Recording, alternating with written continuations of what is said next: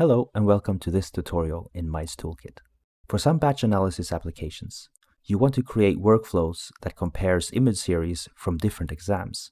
In this video, I'll show you how you can achieve this for a couple of different cases. This is the same workflow as in the previous video. Now let's say we want to load series A from one exam and subtract series B from the subsequent exam. We can do that by selecting series B and changing the settings in the database import node. In the category called batching, we can define a date offset. The number defines the offset of the exam, not the actual date in days. I'm going to add an offset of 1 for series B.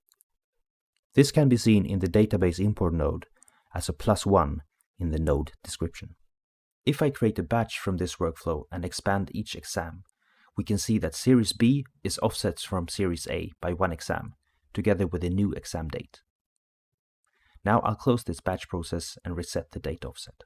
Another common scenario is that one of the loaded images is a baseline image to which all other images should be compared.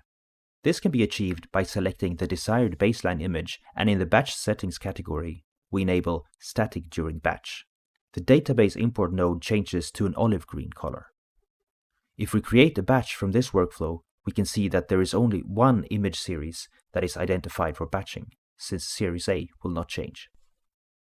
This is all I wanted to show you in this video. In the next video, I will demonstrate how to batch over different variable values. Thank you for watching, and I'll see you again in the next video.